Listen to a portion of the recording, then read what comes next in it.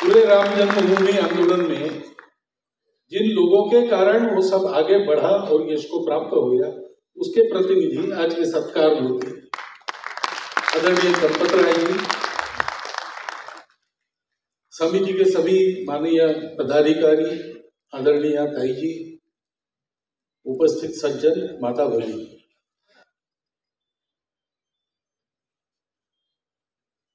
प्रतिष्ठा द्वादशी, पौष शुक्ल द्वादशी का नया नामकरण हुआ।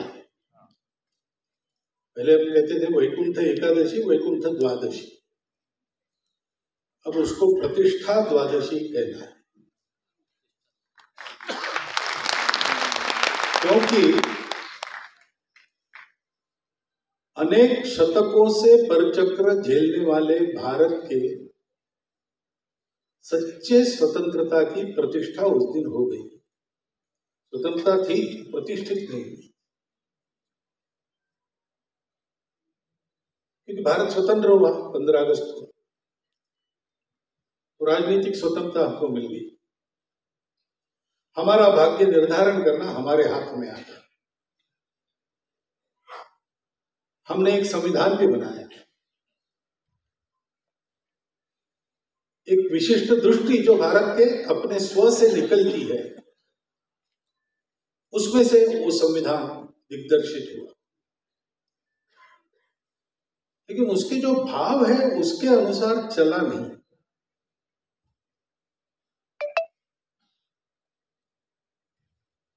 और इसलिए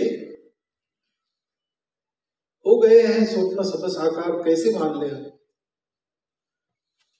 टल गया सर से व्यथा का भार, कैसे मान ले, ऐसी मनस्थिति समाज की।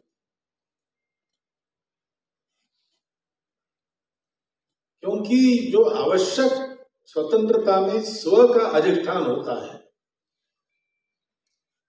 वो लिखित रूप में संविधान से हमने पाया,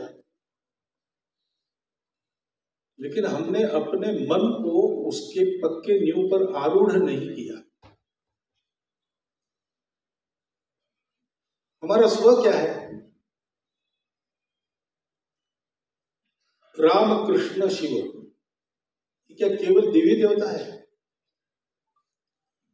क्या केवल विशिष्ट उनकी पूजा करने वालों के हैं? ऐसा नहीं है। राम उत्तर से दक्षिण भारत को जोड़ते हैं, लोहिया जी ने कहा है। कृष्ण पूरब से पश्चिम जोड़ते हैं, और शिव भारत के कण कण में व्याप्त है।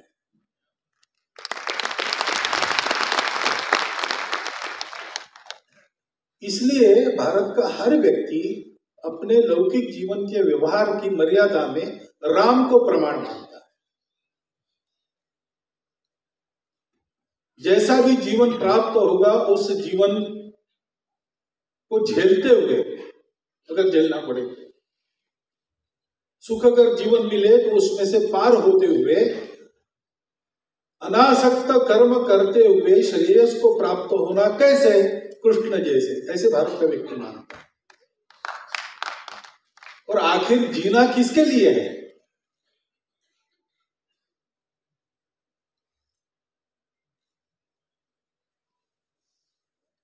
तो अमृत पीकर दुनिया मरती, लो अमर हुआ मैं विष पीकर। नीलकंठ शिव भगवान का आदर्श जीवन के लिए हम सबके सामने। ये भारत की अपनी प्रकृति का स्व है, उसके प्रकृति का ताना बाना है। उनकी पूजा करने वाले, उनकी पूजा न करने वाले, सब पर लागू है। जानते हो ना जानते हो, ये लागू है। यानी मैं कह रहा हूं, लागू करना नहीं चाहता हूं, मैं को हूं करने वाला, और कोई लागू कर भी नहीं सकता, करना भी नहीं चाहिए जबरदस्ती। परंतु ये हमारे स्व में, हमारी प्रकृति में है। हमारी पूजा बदल गई तो भी हमारा स्व वही है। ऊपर के उपचारों का परिवर्तन उसको बदल नहीं सकता। इस सत्य को जानना है। हम भारत के लोग यानी कैसे है, कौन है, क्या है? बाकी दुनिया से कैसे विशिष्ट है।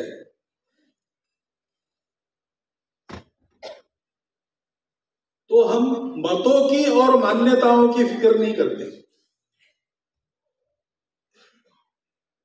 हम फिक्र ये नहीं करते कौन क्या बना और किसने क्या किया, हम फिक्र ये करते कौन कैसा है और मनुष्य ने कैसा होना चाहिए। उसके लिए सभी भारतवासियों के सामने ये तीन उदाहरण, जाने अनजाने चाहे अनचाहे, उनके जीवन पर इन तीनों का प्रभाव है और वो रहेगा। वो किसी ने थोपा नहीं है। जैसे बीज में से वृक्ष बनकर आता है, कोई उसको बनाता नहीं है, वैसे हमारी अपनी परंपरा में से हम बनकर आए हैं। कोई भी इस सत्य का साक्षात्कार होना बाकी था, उस सत्य के साक्षात्कार को इस यज्ञ ने हमको कराया। चंपत राय जी कहते वो आंदोलन नहीं यज्ञ है। ये बात बिल्कुल सही है। ये शुरू इसलिए नहीं हुआ था किसी का विरोध करना है, ये शुरू इसलिए नहीं हुआ था कहीं झगड़ा बना है। ये तो ये होना न देने चाहने वाले कुछ शक्तियों ने किया हुआ खेल है, जो इतना लंबा चला और इतने सारे संघर्ष हुए।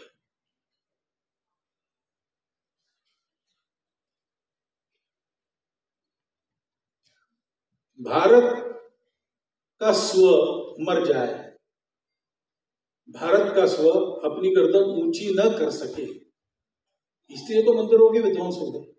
दुनिया हमारी कॉन्स्टिट्यूशन दुनिया में सबसे सेक्युलर कॉन्स्टिट्यूशन। फिर एक सेकंड वो रुके और उन्हें कहा हम कॉन्स्टिट्यूशन के कारण सेक्युलर नहीं है। हमारे जितने कॉन्स्टिट्यूशन मेकर्स थे वो सब हमारा नेतृत्व पूरे भारत का, वो मन से सेक्युलर था। फिर एक सेकंड रुके, फिर कहा उन्होंने और वो पहले सेक्युलर नहीं है। 5000 वर्षों की हमारी परंपरा ने हमको सेक्युलरिज्म ही सिखाया। 5000 वर्षों की हमारी परंपरा कौन सी है? वही है जो रामकृष्ण शिव से चली है। वो हमारा स्व है, उस स्व की जागृति के लिए था आंदोलन चलता था। तो कई बार कॉलेज विद्यार्थियों के बैठक में एक रटा रटाया प्रश्न वो पूछते थे, किसी ने बताया होगा उनको पूछने के लिए कि लोगों के रोजी रोटी की चिंता छोड़कर ही क्या मंदिर लगाया आप। तो मैं उनको कहता था कि भाई 80 का दशक है, हम 47 में स्वतंत्र हुए, हमारे साथ इसराइल चला, हमारे साथ जापान ने चलना प्रारंभ किया, वो कहाँ के कहाँ पहुंच गए। हम पूरा समय लोगों के रोजी रोटी की ही चिंता करते रहे, समाजवाद वगैरह वगैरह सारी बातें करते, गरीबी हटाओ वगैरह सारे नारे देते। कुछ हुआ क्या? भारत की रोजी रोटी का भी रास्ता राम मंदिर के प्रवेश द्वार से जाता है, ये ध्यान रखो।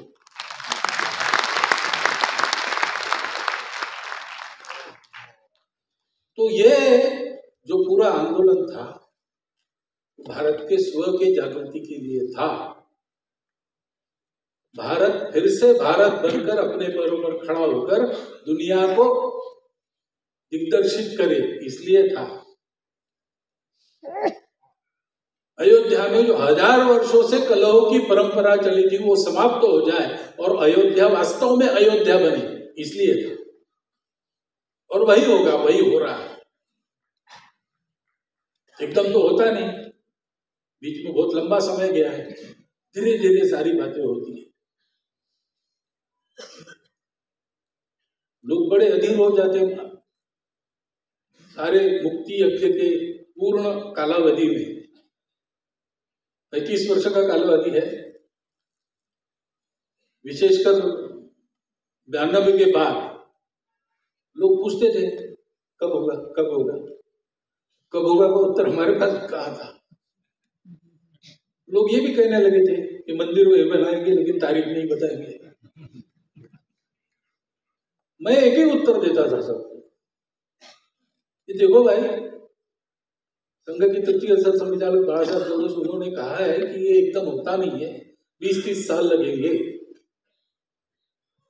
तो 30 साल होने के पहले पूछना नहीं, उसके बाद पूछो। मैं भी रहूंगा, तुम भी रहोगे, तुम रहो तब तक, बीच में मर मत जाना तो तुम देखोगे, तुम बता दो। क्यों? क्योंकि ये होना ही है। भारत स्वतंत्र है, भारत के लोग भारत बनकर खड़े होने ही है। ये हुआ है, इसलिए हुआ है, ये समझकर आगे चलना पड़ेगा।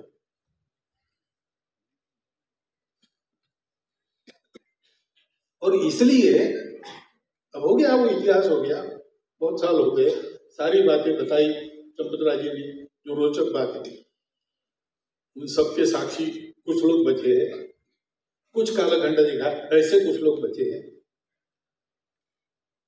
पिछले वर्ष प्रतिष्ठा हुई, वो तो हम सबने अनुभव किया, सारे देश का वातावरण, कोई कलह नहीं, कोई झगड़ा नहीं, मुक्त मन से, आनंद से, पवित्र मन से हमने अपने अपने स्थान पर देखा। कुछ लोगों ने वहां आके देखा और रामलला के जीवन के मूल्यों की, धर्म के मर्यादा की स्थापना की बात सब जगह की गई है, सब मंचों से की गई। आगे बढ़ना है, लेकिन ये एक लंबा अध्याय चला और उसमें इतने सारे लोग, उन्होंने अपना अपना काम किया। बहुत से लोगों ने प्राणार्पण भी किया। अशोक जी को ये देखने को नहीं मिला। महंत रामचंद्र दास जी, स्वामी वामदेव जी, विष्णुहरि डालमिया जी, इन सबको देखने को नहीं मिला। अडवाणी जी की स्वास्थ्य की हालत कितनी खराब थी, वहां उपस्थित नहीं रह सके, लेकिन हमको देखने को मिला। तो ऐसे सब लोगों के सम्मान का ये प्रातिनिधिक कार्यक्रम है,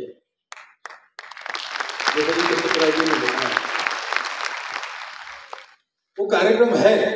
और ऐसी जगह है जहां एक बार पुण्य श्लोका लोकमाता अहिल्या देवी जी के कर्तृत्व से एक राम राज्य